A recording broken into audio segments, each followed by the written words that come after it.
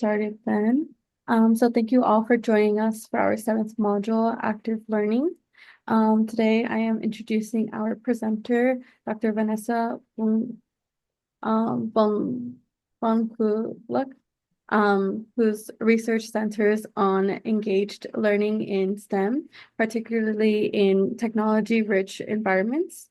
She examines how students engage behaviorally, cognitively, affectively, and socially, and how they participate in meaningful cognitive processes. Using advanced statistical methods, her work explores how instructional practices and learning environments influence student engagement. She also emphasizes culturally relevant and responsive learning and teaching to support equitable learning for underserved students, providing empirical insights to inform teaching and policy. And with that, I'll turn it over to her to get started. Hi, everybody. Good morning. Thank you for being with me today this summer morning. Hope you're staying cool wherever you are.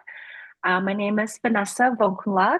I am an associate professor in the educational psychology program here at UNLV. I'm happy to, meet with you today and talk through some topics related to relevance connections, culturally responsive teaching as a catalyst for active learning in STEM. All right, as a kind of an icebreaker community building activity, I'd like you to kind of think about this question. Out of all of the subjects you could have chosen to study and teach, why STEM? What is it about your discipline that appeals to you? Do you remember a time or experience that piqued or solidified your interest? And you can think about that and write some your responses on the post-it notes on this Canvas slide that I just pasted the link to. You can post more than one post-it. If you have multiple experiences, multiple reasons, please feel free to put multiple post-its on there. And then I'll meet you at the end of the activity to sort of do a little discussion and introduction. All right, I see lots of responses coming in. So I'm gonna go ahead and share the screen. One quick second to make sure I do the right screen. There you go. So I'd like to invite a couple of you to share with us why you teach what you teach. What's about your discipline that's really interesting to you? What has been some of the experience that you had with this discipline that made you, who you are today? So anyone want to share their responses?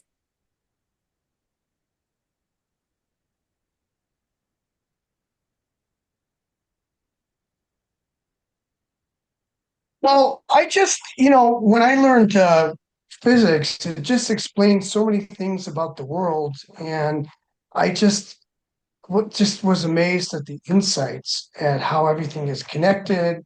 And so I just like to explain that to the students as far as why it's so fundamental. Right. So like it really connects with things in your everyday lives, things in, like why we exist, all of that, right? So yeah, I see that response like in some of the other folks' responses too. Anyone want to kind of piggyback on that? Yeah, I guess I can chime in as Don. I'm a biologist. Yeah, I grew up as a kid playing outside in Minnesota and, just playing and not really knowing and seeing all the animals, but not knowing much. And then as an undergraduate student going to a field station in biology, that's a common thing to do. There's these classic biological field stations you can go to, and just being out in nature, just like I liked as a kid. Because when you go to college, you're sitting in a room reading a book and actually going out there and studying the organisms and realizing as a young undergraduate student, I could study something that nobody else knew the answer to. Because biology is, of course, so complex and each organism is unique. And that really sparked my interest, just that discovery process that really connected to when I was a kid kind of thing. That's awesome. Thank you for sharing. I think I also hear, in addition to, being related to all of these everyday experiences, it also sounds like you enjoyed it, right? You enjoyed looking at all Sure. of these specimens going to these field stations. So there's another kind of type of motivation that, drove you to study what you did and what you are doing today. Anyone want to piggyback on that sort of like aspect of like enjoyment or really kind of that type of interest in your discipline? Anyone had that experience?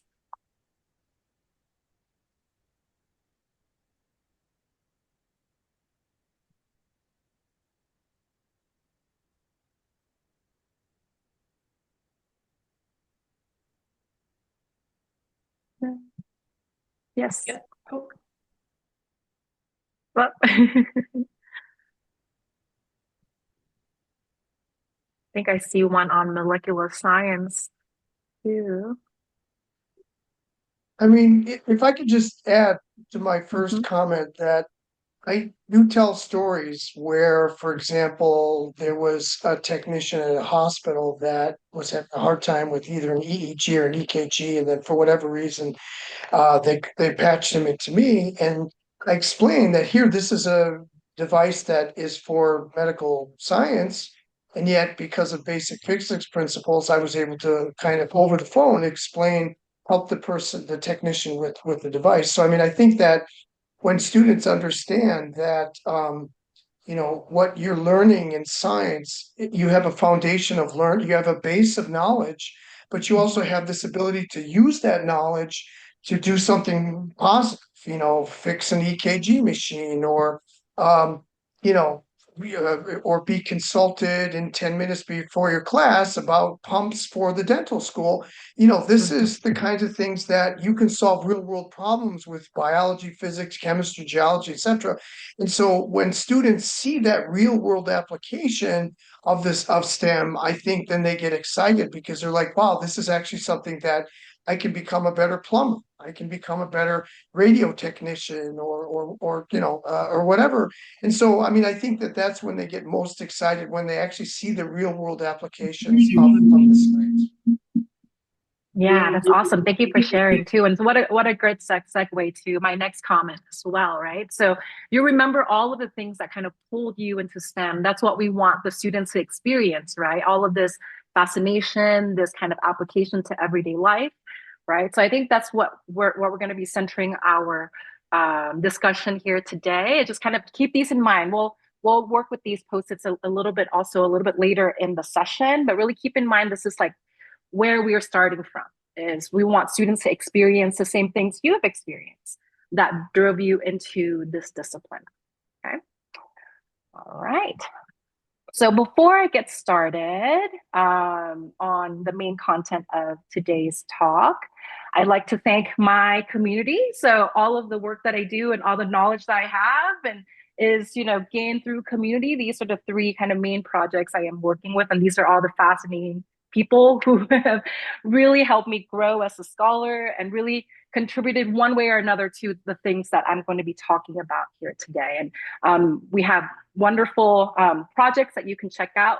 The slides will be shared with you. So if you want to check out like these projects, I have the websites of these projects linked up top. I just want to give a shout out to my team here. All right. So the objectives of today is to really understand what is student motivation and to understand kind of key principles of active learning and what that means when we're doing that with relevance connection. Okay. And we want to also understand key strategies for facilitating active learning with relevance connection and apply key strategies for active learning to an existing lesson or to a unit that you might be teaching. Okay. Oh, we're sorry. still seeing your Canva instead of your slides. Oh, that sounds good. Thank you for that. How about now? Mm-hmm. Okay. Is that the slides or the notes? Just to make sure. Objectives. Okay. Sounds good. Sorry. So you didn't see my team here. Here's a little No, snapshot now of we the see. team here again with the websites on the top. It'll be on the slides. And then these are the objectives. For today's talk, if you have questions, please feel free to speak up or raise your hand. I don't mind answering questions as they come up, or if you prefer, you can also post them to the questions parking lot I will also put the link here in the chat.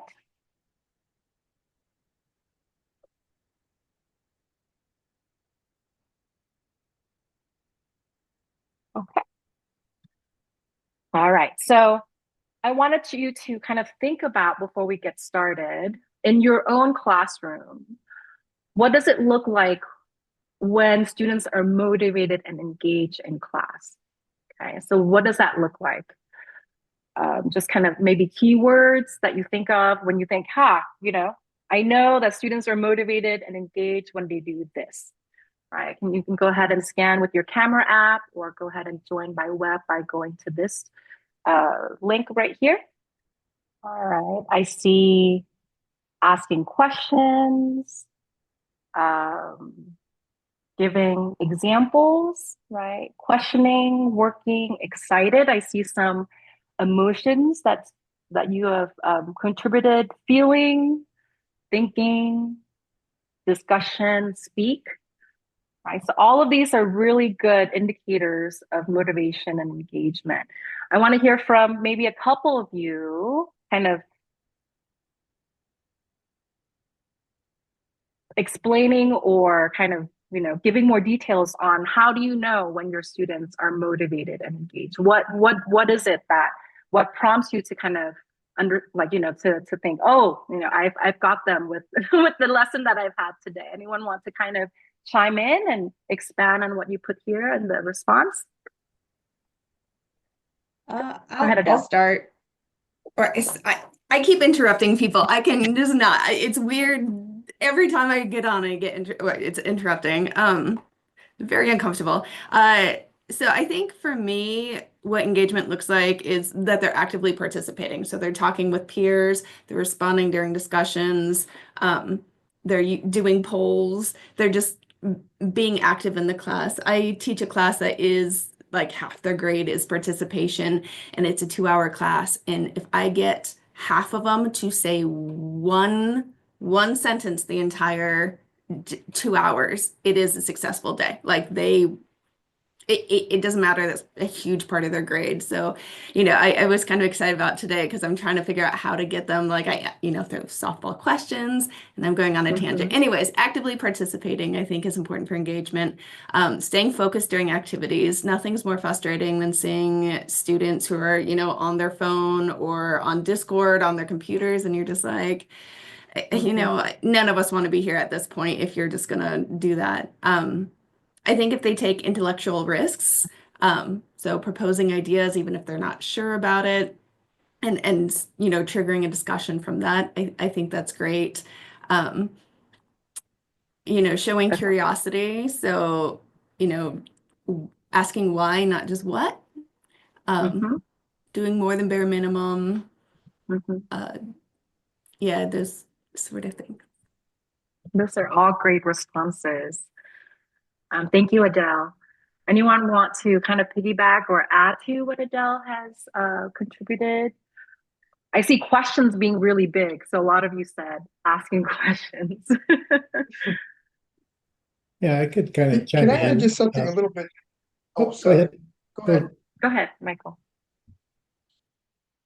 So I've been teaching for more than 25 years, and you just kind of know, like when they look in a certain way, when you're discussing and they're paying attention, you just have kind of it's like a vibe, like that there's excitement there. But what I do sometimes is when I teach, physics is hard, and so we kind of discuss, be doing driving things, we're doing, dimensional analysis and stuff. But every once in a while, I'll take a little break and I may tell a joke or something completely off topic, but or some story related to what I'm doing. And when they all laugh, I know they're paying attention.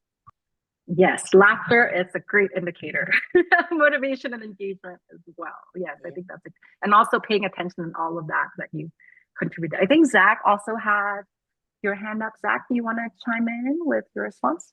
Yeah, I think this is less frequent, but I think sometimes when you have class projects, you can determine how motivated they are by what topic they choose for a particular topic. Some students just get really into it, choose something that's very personal to them, whereas other students try to look for, I think, sometimes an obvious or simple topic to choose. Yeah, absolutely. I think that's a great kind of activity to also pique their engagement and motivation as well, right? So like to have them pick their own topic or discussion, I think that that's also a great strategy too. So what you've all mentioned is active learning. So it's like you guys already do a lot of active learning, it seems like, in your own classroom.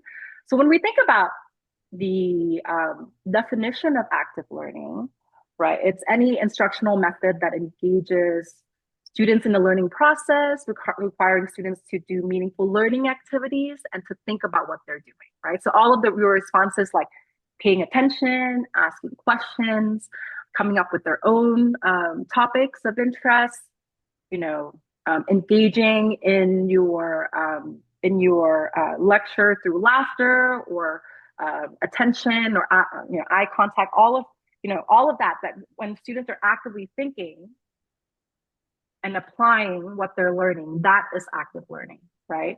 So some examples of active learning activities are like think, pair, share, quick write, case study, debate, or problem-based learning.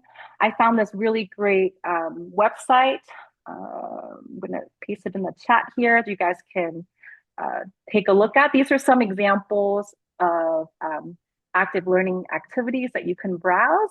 This website's also great because it has some examples of active learning for different fields, so you can kind of browse. It's a good sort of resource, but also in this case, if you want to just browse all of the different types of active learning, you can also do that through this link as well, right? So your question might be, why do we want to do active learning? So of course, active learning strategies, you may know, have been shown to improve academic achievement and student engagement and retention of knowledge, right? The reason that it improves retention of knowledge is because you're asking students to work with the new knowledge that you are focusing on, right? Instead of just passively letting it go by and, that so that they may forget that content, they really actively engage in that content, and building meaningful bridges with what they already know, do a lot of organization of knowledge, and that really helps that retention, right? Helps them encode that into their long-term memory, right? There are some studies that has been shown that active learning strategies are particularly beneficial for traditionally underserved students in STEM courses. The citation that I provided here is a meta-analysis study if you want to take a look at that result.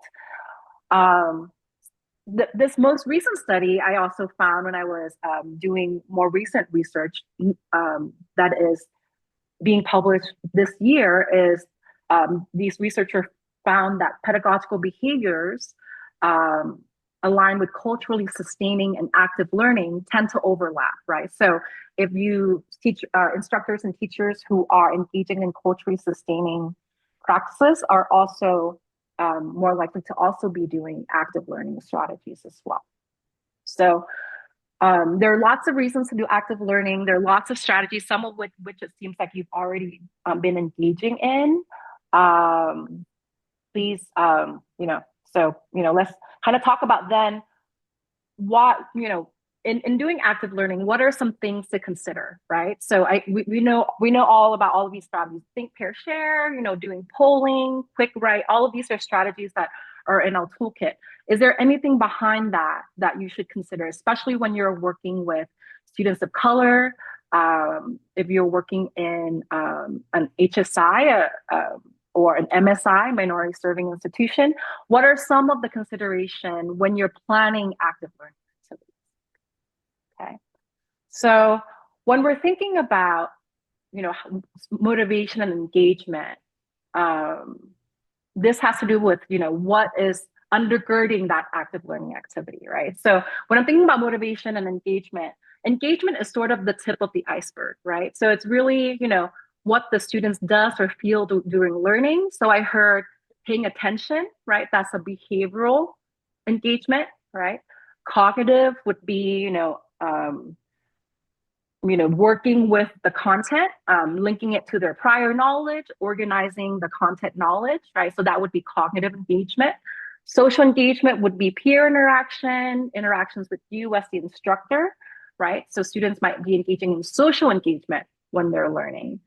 And affective engagement is also very important. I saw in your poll there, some people, some people mention laughter, some people mention, some kind of positive feeling, excitement, enjoyment.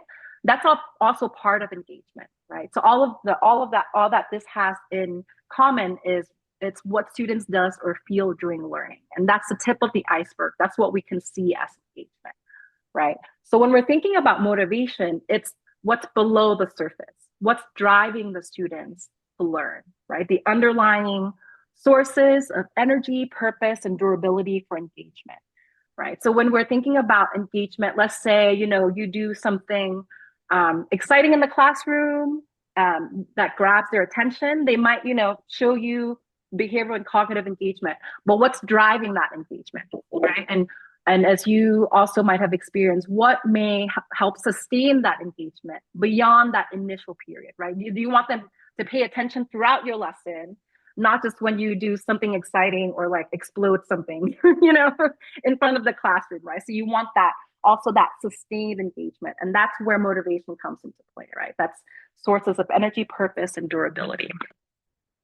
Okay. So when we're talking about active learning, instructional strategy, what we're doing is we're intervening on that engagement piece, right? We're doing strategies like if you're looking through, thank you, Aisha, for posting that link that works. Sometimes when I type, I might be not including the whole link. But when you're, as you're browsing that website, right, we have all of these instructional strategies like polling, think, pair, share, quick write, problem-based learning. What we're doing is we're intervening on that engagement level, right? We're asking students to do something with the content, right? Which is an engagement intervention. But what we need to also keep in mind is then what is the undergirding motivation, right? So when we're thinking both about what's motivating students to learn as well as intervening on their engagement, you're sort of supercharging their active learning strategy. I thought there was a little thing there, but there's not. So that's why we also want to talk about motivation in addition to just engagement or just active learning strategy, because we want to use active learning strategy that also helps drive students just beyond the immediate context, right? It's like what makes it so that when they go home, they're still engaging in this learning task. They're still driven to learn more, right? So when we're thinking about active learning strategies, we want to also, in parallel, think about students' motivation as well. Okay, any questions so far? All right, so when we're thinking about what is motivation, it's really, thinking about students' responses to these two specific questions, right? Can I do this? And why I want to do this. When students enter the learning space, these are the two questions they have, right? Can I do this? Why do I want to do this? Those are the two main questions. And hopefully, as they're engaging in your lesson, you want them to answer the question positively. I want to do this. I can do this, right? So when we're thinking about creating a motivationally supportive learning environment, we want students to answer positively to these questions, okay? So in particular, today we'll talk about relevance connections. So that's in particular helping students to answer, why do I want to do this? Why do I want to learn molecular biology or physics or chemistry, right? So we call that relevance connection, okay? Whoop, sorry about that. I clicked N instead of next. Technical difficulty, there you go. And 1 second. Okay.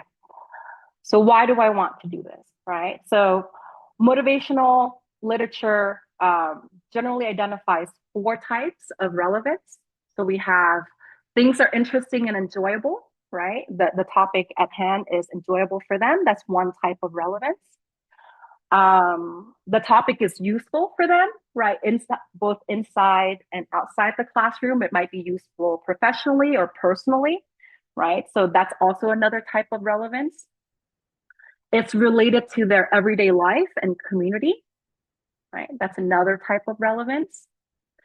And it might be personally meaningful and important. So it might be really connected to their values and worldviews, right? The topic might be really aligned with what they find meaningful. That's another type of relevance. Okay. So again, when we're thinking about making that relevance connection in our active learning activities, we want to students answer to the motivational question to be, yes, this is enjoyable and interesting, it's useful, it's related to my everyday life and community, or it's related to my worldviews and values, and it's important to me, right? So that's all of the relevant connections that you can make, okay? All right, I'm gonna try something a little bit different here. I've never tried this in a session before, but let's go for it, why not? So I want you to, that in that previous link that you wrote on the post-it, right? I want you to group them according to which type of relevance connection you see in there. So go back to the post-it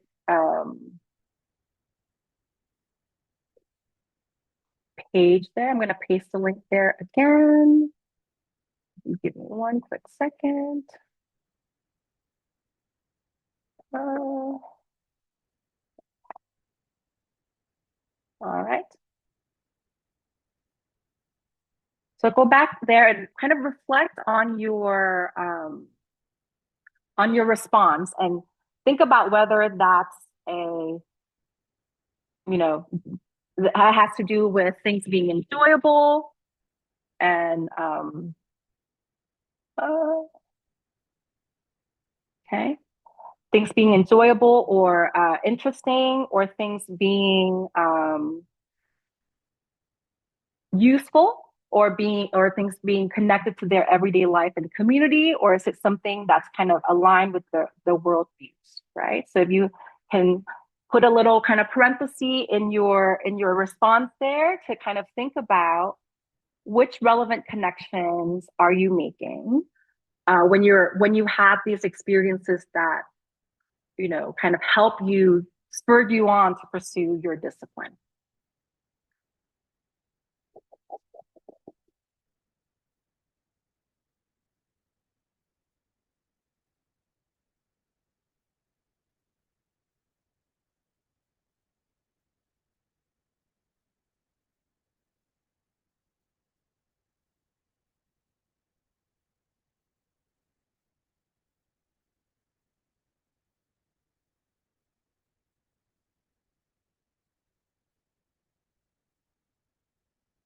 A lot of people say all of them.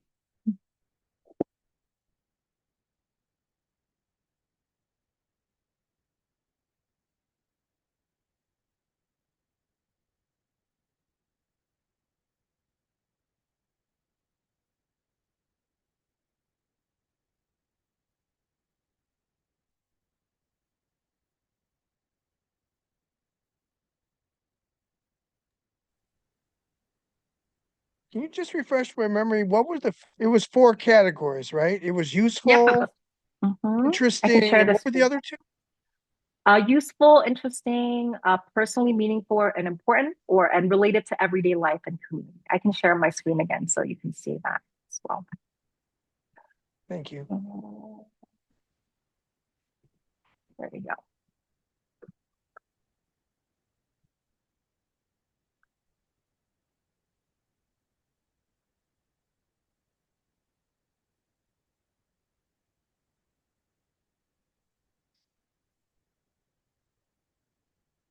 All right, now that you had a chance to reflect, anyone want to share their classification?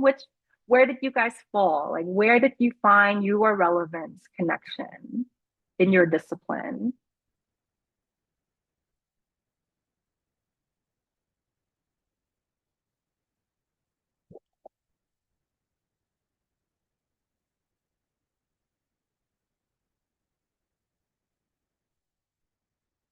Anybody?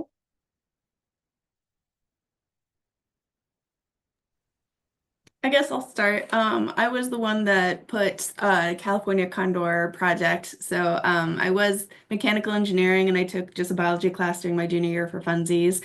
And it was back when that California Condor project was actually like making a difference. And I thought, wow, that's amazing. Like we're saving the world, one species at a time. This sounds so cool. So I think it's useful because we are, saving the planet.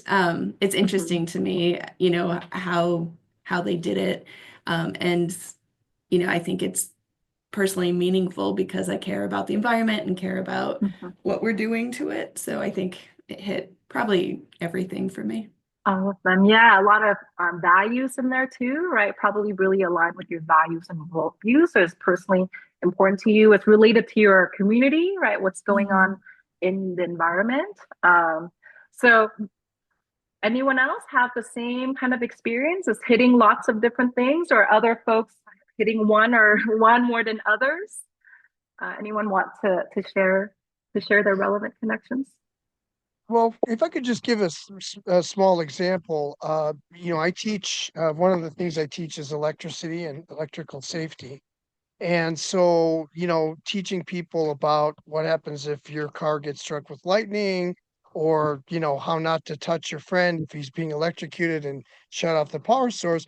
So one time I was teaching about GFI, it's ground fault interrupters, and the irony is, so I was just, off cuff, we were just discussing how you may see this in your bathroom and there's a little reset button. And all of a sudden, the next day, or 2 days later, one of the students comes up to me after class. He's like, "Doc, we had a problem with my roommates in the house, and this outlet wasn't working. We tried your suggestion to press the reset button, and sure enough, it worked." So, I mean, I Mm-hmm. guess it was like, for me, it was almost instantaneous that here I see how you teach something can really impact people, because they may actually learn how to solve problems, or learn Mm-hmm. more about the world and the dangers of the world. And so, Mm-hmm. and I'll tell my students, would you, if you're getting your your brain operated on, would you rather have a doctor who had an A in physics or a C in physics? And then I'll see all of them kind of look and think about it, and like, okay, we get it. We get it why you want us to do well in physics. So I mean, it's just like, because they realize this is real application, real world stuff. And Mm-hmm. so I think that, definitely the concept of related to everyday life, useful, I think, I mean, to me, they're very deeply related. But of course, there's always the academic interest. But I think that for my, feeling of how am I going to help these students and get them to be ready for prime time, I think that when they start seeing this is something that's going to impact your real world, I think Mm-hmm. that's the most important thing, I guess. That's awesome. Thank you for that response too. And I think just like Michael and Adele shared, right? A lot of these are linked, right? And the research has shown this too. All of these relevance connections are linked to one another, right? So those who find one to be true typically also find others to be true, especially folks who have persisted into a particular discipline probably said yes to all of these things, right? I think when we're thinking about helping students find that relevance connection, another strategy you might kind of think about is you might use one as that a segue to lead to others, right? So, for example, when Michael, you said you had a particular class where students was able to apply something that they learned to their everyday life, then that might bridge to other types of relevance, right? Then they might find it really interesting now to learn about GFIs, right? Or find it, meaningful to kind of learn this to prevent accidents, like, let's say, right? So I think it's they all tend to be related, but one could also be leveraged to also hit all of the other connections as well, right? Now I have a like sort of a question kind of in mind. Like, we know our own relevant connections and why we study what we do, right? We have all of those kind of at the ready. What do you think about your students, right? Do they always see the same sources of relevance as you do? Like, what if your students were to answer the same questions, but why they want to learn the subjects that you're teaching, what would their responses look like? Would they be similar to or different from yours? And if they're different, why would there be differences, do you think? How would students answer these questions in your experience?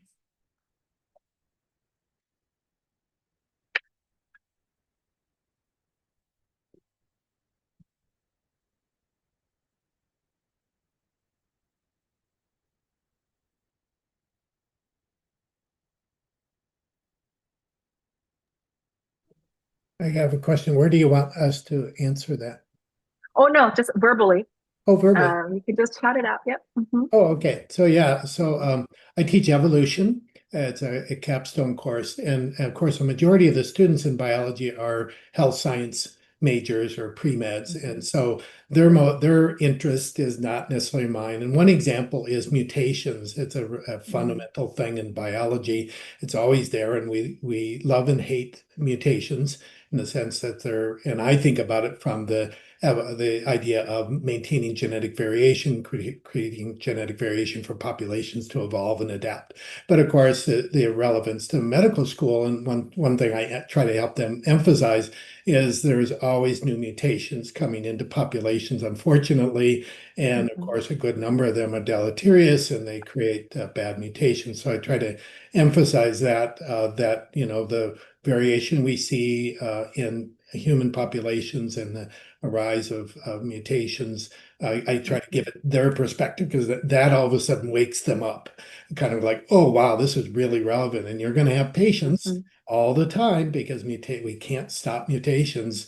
They're going to keep coming into population. So I try to put the medical relevance to that. So about 2/3 of the students all of a sudden perk up in class. I've worked on that sort of idea of the mutation selection balance idea in evolution, but put it on that relevant side to what they'll understand better in populations. Yeah, absolutely. Right. So I think it's probably no surprise that oftentimes, right, as you say, our students don't see the same relevance we do, and that's not perhaps surprising because, what we care about is different, right? So I think, when we're thinking about these relevant connections, what we also have to remember is that they all are basically encapsulated in our cultural experiences, our everyday lived experiences. And that actually drives what we find interesting and enjoyable, right? What we find useful, what we find meaningful, what we find relatable, right? So these are kind of my two worlds, right? I'm like a motivationally, classically trained educational psychologist. Like I learned all about all of these motivation things, right? And sometimes people have this kind of misconception that, these are different things we have to wrestle with like separately in our classroom, motivating students, right? And then thinking about their everyday lived experiences, but they're really actually really connected. Finding that relevant connections and motivating your students is about understanding their cultural experiences, understand their everyday lived experiences, because that's where you're going to find those relevant connections, right? So this is kind of like the bridge, right? When we're thinking about, structuring these instructional activities to really hit their motivation, it's also about understanding, what students find relevant based on their cultural knowledge and based on what they see every day, right? So motivating your students is really inextricably tied to understanding their cultural assets and values. Okay, so we're going to work on this idea a little bit more. So hopefully, as part of your CRRT fellowship program, you probably heard about culture relevant instruction. So I'm just going to review it here, right? So cultural relevant instruction are pedagogical practices that accept and affirm students' cultural identity while developing critical perspectives that challenge inequities that schools and other institutions perpetuate. So there are three major tenets, right? Focusing on academic achievement and rigor, cultural competence or drawing on students' culture to strengthen their cultural connection, and seeing students' culture as an asset, and also a socio-political stance, right? Students are prepared and encouraged to consider and critique social inequities, okay? So again, these are all, especially when you're thinking about the two tenets on the bottom, cultural competence and socio-political stance, that's where you might also find that relevant connection as well. Okay, and related instructional approach is place-based education. Have you guys heard of place-based education? Hopefully, yeah. So it's a pedagogical approach that emphasizes connections between a learning process and a physical place. It immerses students in the local heritage, culture, landscapes, experiences as foundations for learning. Right. So within place-based education, there are sort of three sort of main kind of approaches. So one is contextual. So we want to demonstrate how a local issue is connected to global problems, right? How everything is connected. We want to focus on experiential. We want to raise authentic questions that highlights complex phenomenon in the real world. And we want it to be community-based. We want to highlight a local issue or problem to be solved, right? So with these two instructional approaches that are really kind of hitting at students' kind of community as well as culturally relevant topics, right? You might think about how does this help us with planning instruction, okay? So remember that iceberg I talked about, right? We have these active learning strategies that we might have heard about or experienced or tried that's hitting our engagement, right?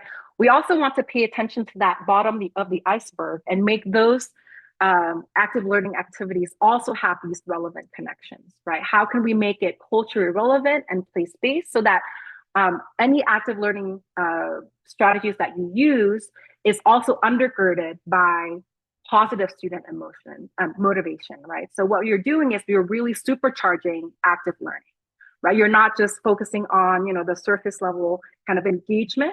You're also driving them to have that energized and sustained engagement in your classroom as well.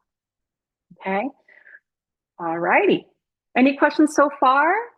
That's probably going to be a place where I talk the most. We're going to head into more of a workshop activity. So before I do that, I wanted to give a chance for you to kind of ask any questions that you have on these constructs or comments. I'm going to also check the parking lot as well. Oh, I have a comment in here too.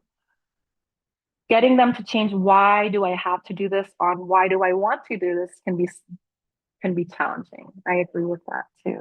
Thank you, Joseph, for that comment. All right, let me check the parking lot. Okay. I think it's just a comment. In breakout sessions in class, students will be actively discussing. They will ask me questions as I walk around the classroom. That's right. That's maybe an active learning strategy.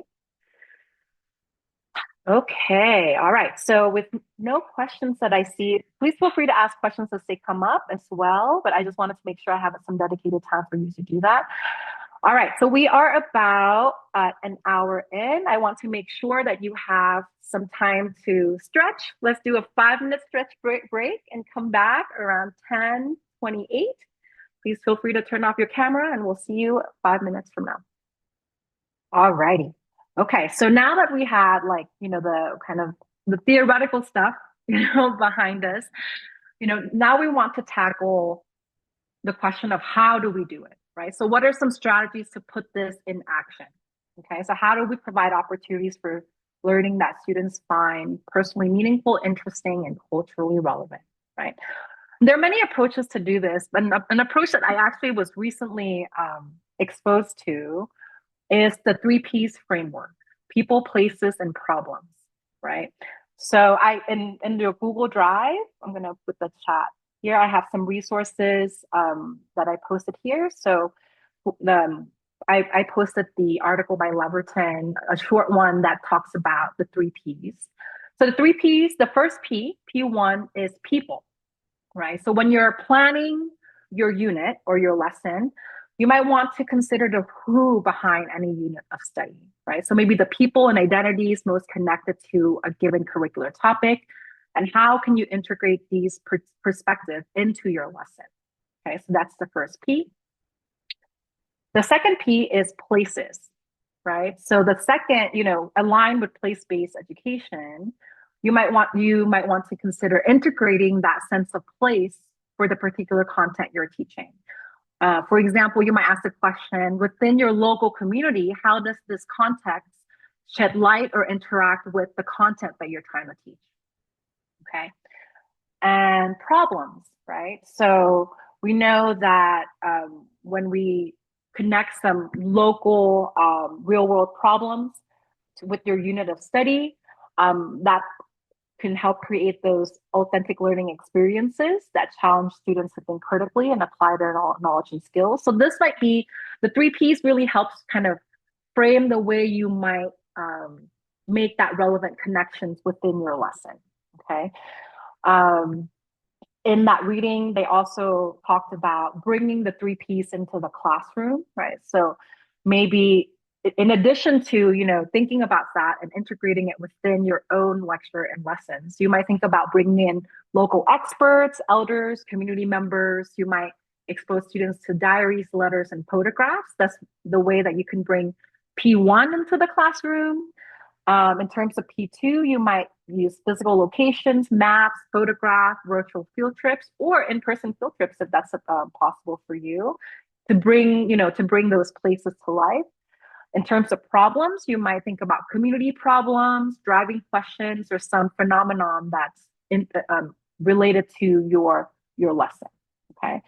So now we want you to kind of brainstorm in this activity. I want you to think about the 3Ps, you know, bringing the 3Ps into your lesson. So so in your Google Drive, I want you to click on the integrating the 3Ps. It should be a Google document, right? So that's what you're going to be working on. Prior to doing that, I'd like you to group into pairs. I don't know how well you know each other. I didn't have that background, but if you want to, you know, group into pairs, just type into the chat real quick who you want to pair with. You might have some time to kind of, you know, connect with another person. And then if you can type in the group that you want, the pair that you want to work with, and then I can go ahead and make breakout rooms for you to work in so you can have some discussion as you are filling out this integrating the 3Ps activity. So take a minute to, you know, access the Google Drive and the document, and then typing in your preferred pair. All right, you guys are in a group, so I'm going to open the rooms, and I will kind of visit the rooms again to kind of go over the instruction. Again, in your small group, I want you to fill some examples of each P that connect with your lesson, right? One, you know, come up with one unit of study or learning objectives, right? It doesn't, you know, maybe there's some kind of discussion there, one that you can work on together.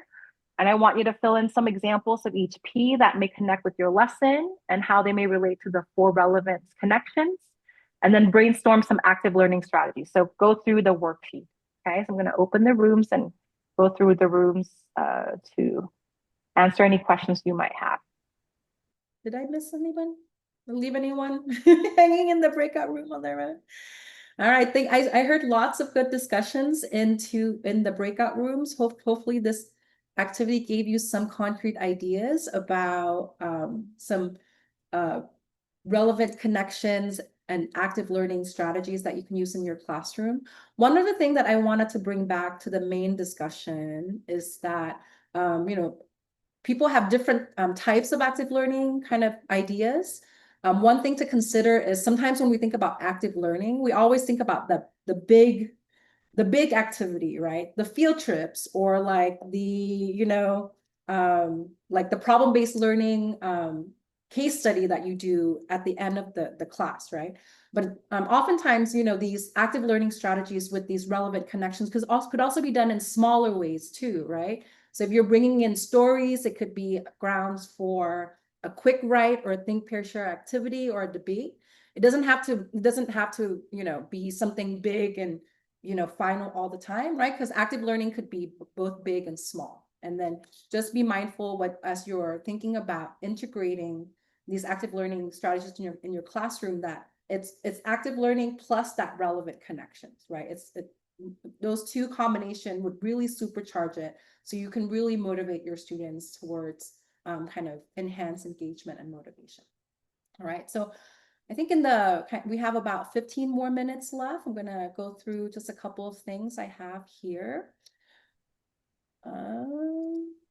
Just to make sure my slides also still works.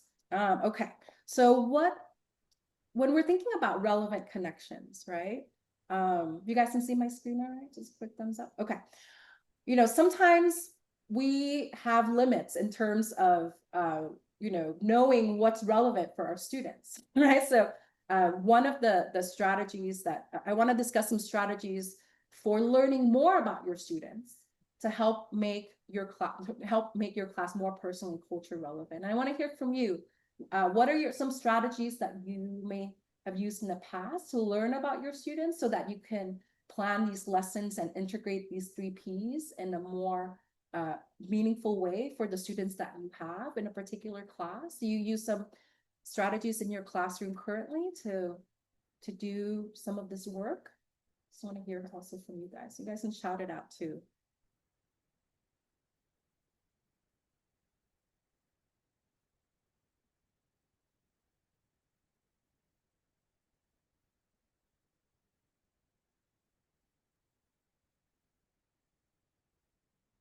Some icebreakers. Thomas? I was gonna do like a poll or a Slido at the beginning and maybe talk about where people are from. And originally if they weren't from Vegas or what they know to kind of maybe help tie into the geology to various parts throughout the semester and kind of give them more of a personal touch, or at least they would be able to, ask questions and kind of hone in on what they were seeing, growing up type thing. Yeah, I think that's a great example of doing that. Yeah. Understanding where they're from, right? How many students that you have are from Las Vegas and how many are from other areas could help you structure your lesson. So one of the things I hear when I do professional developments on, motivation and making relevant connections is, how do I reach all my students? Because the students are so diverse, right? There's no particular activity that I could do to reach all of them, right? So the answer to that, at least my answer to that is, you don't have to reach all of them all the time, but you have to reach some of them some of the time, right? So it's about the diversity in your activities and the diversity in the 3 Ps that you use, right? So if you have students who are from Las Vegas, but also other students who are from other states, right? Maybe consider not always using a Las Vegas example, maybe use an out-of-state example or a national example so that, you can reach some of your students some of the time so that overall as a class, sort of like you have these overlapping circles that you cover, more students with the variety of topics that you. Any other examples of strategies that you use to learn about? Well, I have a comment. I do a survey like that in my class in the beginning, but what I do is, and I'm thinking about now broadening it, I ask them questions in like a survey on Canvas and then they respond and I get to read it sometime later that week or whatever. But it would be interesting to do what you're doing here is be able to share some of these things to all the class, in class, what their backgrounds are. So they get to learn not only their own background and get to share that with, and can you do that anonymously? So now I'm thinking, what's the technology? How do you do that? That would be an interesting thing. And they could post up, where they're from or what their background is. And so we teach biology and then anything relevant to the course, why are they taking this class, that kind of thing. So that would be a interesting change to what I do. Yeah, I think that's great. And one of the things that I think about too, right, with the 3 Ps activity, if you're thinking about infusing the 3 Ps in your classroom, they might also become those survey questions, right? Like for example, Dawn, we were talking in your small groups about, that lesson on genetic mutations and how they're actually really relevant, right? So maybe if you're thinking about like, do you have any, problems about genetic mutations that you have, learned about or experienced, right? And in your community or in your family, right? If you'll be willing to share. So really, if you're planning a lesson to infuse the 3Ps, those could also be grounds for those questions that you might be able to ask them to learn more about your students too. Right. I think at this point, anyone else have anything else to share? We didn't have a chance to do this in your Google Doc. Dr. Jackson and I are on another project called the HSI Resource Hub, and we're creating some resources as well for culture relevant and responsive teaching. One of the things that we have about an activity that the team has created on learning more about your students is on learning about students' community cultural wealth. So if you are interested in that, we won't do it today because I think we've run out of time, but mapping out students' community cultural wealth, you can visit the UNLV, our HSI Resource Hub. This will be part of our CRRT toolkit and could be a way for you to think about learning more about your students and the assets they bring into the classroom as well. So that's another kind of avenue for thinking about learning more about your students. All righty. Okay. Last questions, thoughts? We're wrapping up today's session. Yeah. Dr. V, we actually used that activity last time. And so group Dr. V created that activity. As we think about today's active learning and our community cultural wealth activity, can you talk a little bit about why it's important to connect those concepts? That's awesome. Thank you so much for bringing that up. So I think it's really important to understand the wealth that students come into the classroom with, because making that relevant connections is it's really related to who the students are, what they value, and the type of supports and wealth that they come with, right? So for example, we're thinking about things like familial wealth, right? So thinking about, aspects of students' family or home lives that are the wealth that they're bringing into the classroom. You can connect that with some of the P's that you worked on in this class, right? The people and the problems that they care about or value will depend on, some of the familial values or resources that they draw from in their home life, for example, right? So these wealth are connected, and they kind of make up who the students are, and makes up what they care about and their value system and what they find interesting, right? So I think in these ways, I think thinking about these community cultural wealth is important as well. Hopefully that answered the question. Okay, all right, I'm gonna throw up my email address here. Thank you again for engaging in today's workshop. Hopefully you found something that was useful for you.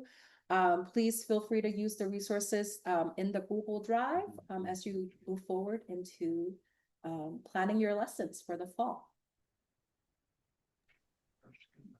If everyone will join me in thanking Dr. Bunkeluk for a really great presentation that I think tied a lot of the work that we've been doing in. Thank you, Dr. V.